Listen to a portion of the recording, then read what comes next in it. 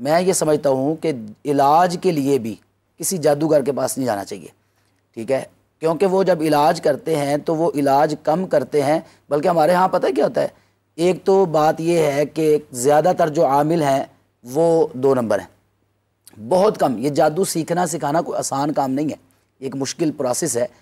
अच्छा, अब जो लोग इस प्रोसेस से गुजरते हैं फिर उनका क्या होता है कि फिर उनके जिन्नात के साथ और शयातीन के साथ मुआहदे होते हैं। शयातीन के साथ? हाँ जी, जिन्नात और शयातीन ये एक ही किस्म है, क्योंकि शैतान भी जिन था, काना मिनल जिन्नी, जिन था वो भी। तो ये शयातीन जिन जो हैं उनके साथ उनके मुआहदे होते हैं कि आपने हमारा ये काम करना है, इसके इवत हम आपका ये काम करेंगे। अब जब हम इलाज के लिए जाते हैं ना किसी जादूगर के पास, तो होता क्या है, अब वो जादूगर जिन्नात के जरिए इसका इलाज करता है उन शयातीन के जरिए, और फिर वो शयातीन उनसे शिरक करवाते हैं, बस औकात ऐसी ऐसी हरकतें करवाते हैं जो शिरकिया भी हैं, खराफात भी हैं। बल्कि बस औकात तो ऐसा भी देखा गया है कि किसी ने कहा कि अपने बेटे को मार दो, मार दिया, वो उसने मार दिया। किसी ने कहा, यानी उल्टे, ये कुरान मजीद के बारे में कहते हैं आप कुरान मजीद नीचे रखें, उसके ऊपर खड़े होकर उसके ऊपर गुस्ल करें। अब ये देखें, ये इलाज तो नहीं हो रहा ना, ये तो शयातीन करवा रहे हैं। तो इसलिए ये जो जिन्नात का मामला है या जादू का मामला है, एक तो ये कि ये दोनों चीज़ें अलग अलग हैं। कुछ जिन्नात हैं जो खुद हमलावर हो जाते हैं या किसी की वजह से तंग होते हैं। मेरे जो मुफ्ती साहब भी जैसे बता रहे हैं कि अमलियात के सिलसिले को जानते हैं, मेरा जो एक तजर्बा है उसमें ये होता है, जिन लोगों को हकीकत में हमने देखा है जिन्नात लगे हुए हैं, उनसे जब पूछा जाता है भी आप क्यों आए भी इस पर, वो कहते हैं जी इसने हमारी फ़लाँ जगह पर, हम रहते थे वहाँ पर पेशाब कर दिया, या फ़लाँ जगह पर हमारा खाना पड़ा हुआ था तो हम इस खाने के ऊपर से गुजर गए। रसूलुल्लाह सल्लल्लाहु अलैहि वसल्लम ने हमें जो वाशरूम में जाने की दुआ सिखाई है वो क्या है? बिस्मिल्लाह अल्लाहुम्मा इन्नी अऊज़ु बिका मिनल खुबूसी वल खबाइस। इसका माना क्या है? अल्लाह मैं तेरी पनाह में आता हूँ खबीस जिन्नों से और खबीस जिन्नियों से। तो उमूमन ये देखा गया है कि जब हम ये दुआ पढ़ के जाते हैं, चाहे बाहर जाएँ खेतों में, जिस तरह लोग देहातों में जाते हैं तो दुआ पढ़ लेते हैं तो उनके शर से महफूज हो जाते हैं। घरों में भी वाशरूम है, वहाँ पर हम दुआ करके जाते हैं तो हम महफूज हो जाते हैं। और अगर नहीं पढ़ते तो फिर इस तरह की हालात बनते हैं। फिर वो चूँकि वहाँ पर जिन्नात होते हैं, फेंटा भी लगाते हैं किसी को, फेंटा भी लगाते हैं और बहुत कुछ करते हैं। अच्छा, ये भी आज की बात बताता हूँ। अभी बच्ची आई थोड़ी देर पहले मेरे पास, कॉलेज में थी, तो उसने घर फ़ोन किया जी, वो बच्ची का कोई मसला बन गया। तो वो बाके क्या घर क्या मसला बना है? वो कहते जी इसने ना हमें थोड़ा सा परेशान थी तो उसने कहा मुझे छुट्टी दे दें। तो हमने समझा शायद बहाने बना रही है, तो हमने कहा नहीं बैठ जाओ इधर। तो एक टीचर ने उसको, बच्ची को कहा कि इसको पकड़ के बिठाओ। वो जब उसको पकड़ के बिठाने लगी तो उसने इस तरह मारा है और वो बच्ची जाके दीवार के साथ लगी दूसरी। यानी जी बच्ची जिसने हाथ लगाया है वो इतनी है ही नहीं कि अगर किसी को धक्का मारे तो दीवार के साथ जाके लगे। तो पता चल रहा था कि इसके अंदर कोई गैर मर्ई कुव्वत ताकत आ गई है जो इस तरह। तो मतलब ये है कि ये फेंटा भी लगा देते हैं कोई ऐसा मसला बन जाए तो। बहरहाल अर्ज करने का मकसद है कि इनके इलाज के लिए हमें इंसानी जिस्म के दाखिल हो जाते हैं, इंसानी जिस्म के अंदर, इंसानी जिस्म के अंदर दाखिल हो जाते हैं। रसूलुल्लाह सल्लल्लाहु अलैहि वसल्लम ने फरमाया कि शैतान इस तरह तुम्हारे जिस्म के अंदर चलता है जैसे खून चलता है। तो जिस तरह खून चलता है तो शैतान चूँकि जिन्न है, तो इस हदीस से हम ये इस्तेदलाल करते हैं कि जिन्नात दाखिल हो जाते हैं और बाकायदा बात करते हैं, बोलते हैं। और जब बोलते हैं तो मुफ्ती साहब को इल्म होगा, वो जो मरीज़ होता है उसको मालूम नहीं होता कि मैं क्या बोल रहा हूँ या मेरे साथ क्या हो रहा है। और वो तो जिसके अंदर वो तो बड़ा सेहतमंद भी फिर लगता होगा ना। हाँ, बड़ा सेहतमंद, वो तो आमिलों को पड़ जाते हैं कई बार। ये जिस जगह पर अगर फ़र्ज़ करें, जैसे अभी अलामा साहब बता रहे थे कि बड़ा मुश्किल प्रोसेस है ये जो सीखते हैं, तो जिस जगह पर कोई बंदा बैठ के ये सारा अमल सीखता है, ये काम, तो उस पर भी, वो जगह के ऊपर भी फिर उसका असर बाकी रहता है या फिर चला जाए, जहाँ से निकल जाए तो निकल जाए? वो मतलब कि 40 दिन का चिल्ला है ये कब्रिस्तान में, ये वहाँ पे जाके 40 दिन इसने रहना है। देखिए, चिल्ले में आप जो पढ़ाई करते हैं वो पढ़ाई अल्लाह ताला के नाम है, अल्लाह का कलाम है, ऐसी कोई चीज़ नहीं है जो शरअन गलत हो। तो वहाँ पे तो ज़ाहिर है कोई उसकी नुसरत नहीं होगी, उसकी बरकत ही होगी। और अगर आप जादू सीख रहे हैं, और जादू में तो अमूमन कुफ्रिया और शिरकिया ही अल्फाज जो हैं वो होते हैं। अच्छा, उसमें कुफ्रिया और शिरकिया अल्फाज बिल्कुल होते हैं, ये तय है, ये ऐसे ही, ठीक है। और जो है ना उसमें फिर इसका मतलब है कि जो उसके पास आएंगे वो भी फिर दूसरे ही। जी बिल्कुल, मना किया गया जादूगरों के पास जाने से। जादू सीखना जो है वो गुनाह कबीरा है, बल्कि उलमा ने तो कुफ्र तक इसको कहा है, ठीक है। इसलिए जादू सीखने से बचना चाहिए, जादूगरों के पास जाने से बचना चाहिए। और इसके साथ साथ वो अगर कुछ आपको पढ़ने के लिए देते हैं तो वो आप उलमा को चेक करवाएं कि वो पढ़ाई क्या है। क्योंकि अरबी नहीं आती होती, वो अरबी पढ़ाई अगर कुरान हदीस के मुताबिक है कुरानी, और वो जो बंदा आमिल है वो वाकई कोई नेक आदमी है फिर तो वो पढ़ाई पढ़े। और अल्लाह ताला के अस्माए हुस्ना है, कुरान हदीस से साबित को पढ़ाई है, इससे हट के को पढ़ाई आपको खुद से नहीं करनी चाहिए। उस पढ़ाई की जो है वो नुसरत भी होती है अगर वो ऐसी उसने गलत पढ़ाई दे दी जिसमें कुछ कुफ्र या शिर्क के अल्फाज जो हैं, उसमें शयातीन से मदद मांगी गई है, जिन्नात से जो है वो मदद मांगी गई है। हमें तो जो हुक्म है वो तो अल्लाह ताला की मदद मांगने का है, अल्लाह ताला की पनाह में आने का है। बल्कि सूरत जिन में ही एक आया मुबारक है उसमें जिसका तर्जुमा ये है कि कुछ इंसानों ने जो है वो जिन्नों की पनाह मांगना शुरू कर दी, और जिससे जो है वो जिन्नात में जो है वो और समझ पहले तो इंसान सिर्फ मखलूक़ात हैं, अल्लाह ताला के ऊपर ईमान हो इंसान का, तो इंसान के अंदर अल्लाह ने बहुत ताकत रखी है रूहानी तौर पर भी। बंदा मोमिन के अंदर यकीन महकम हो, मजबूत हो, अल्लाह ताला पे ईमान हो कि अल्लाह की ज़ात के सिवा मुझे कोई नुकसान नहीं पहुँचा सकता, तो उस पर असरात नहीं होते इन चीज़ों के।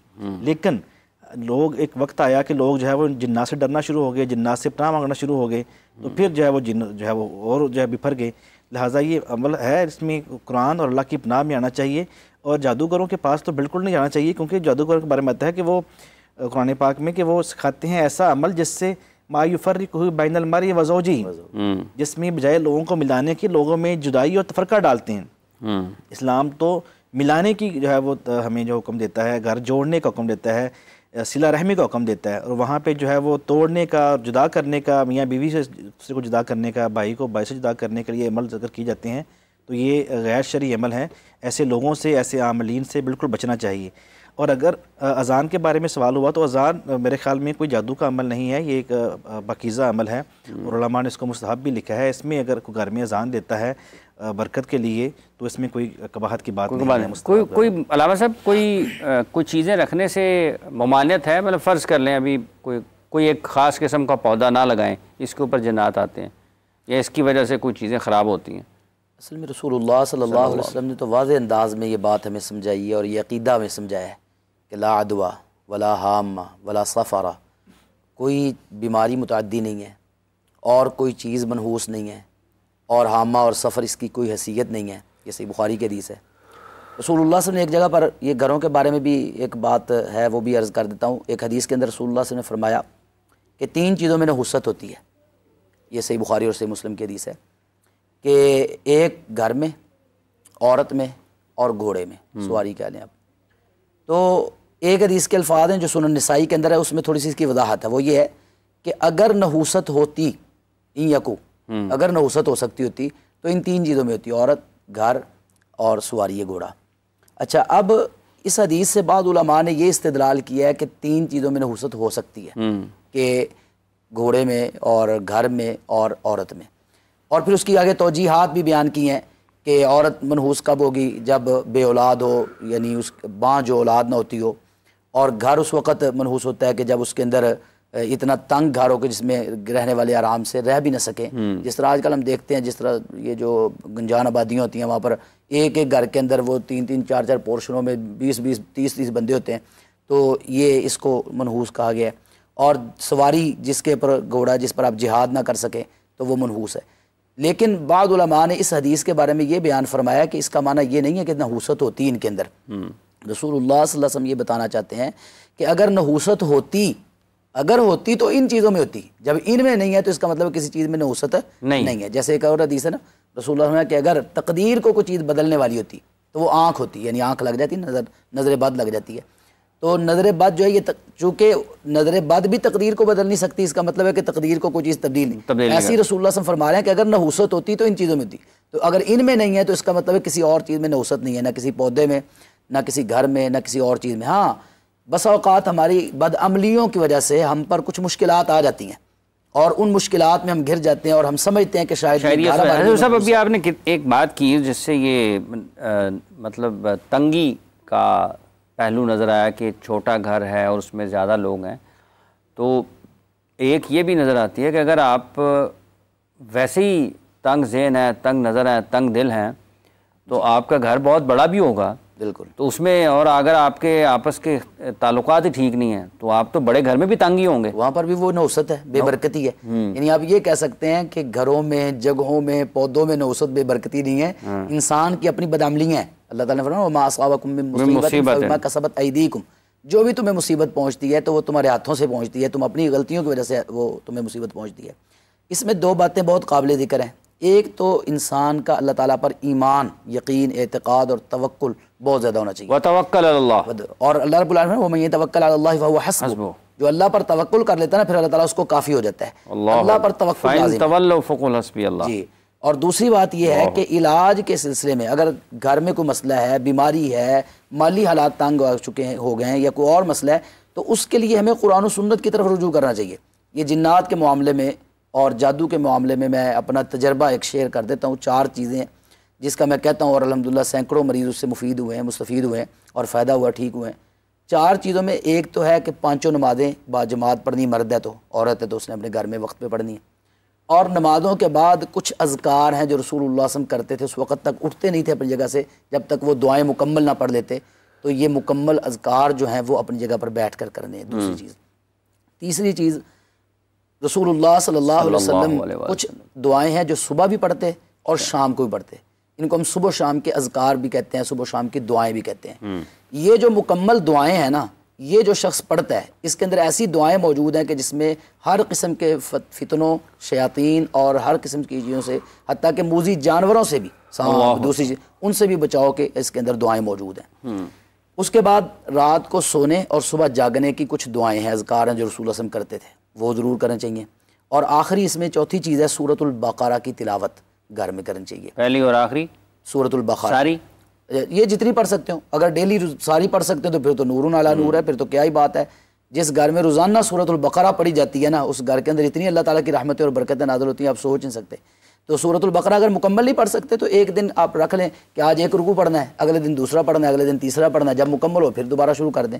ये 4 चीज़ें, 5 नमाजें और उनके अज़कार, सुबह शाम की दुआएं, सोने और जागने की दुआएं, और चौथे नंबर पर सूरतुल बक़रा।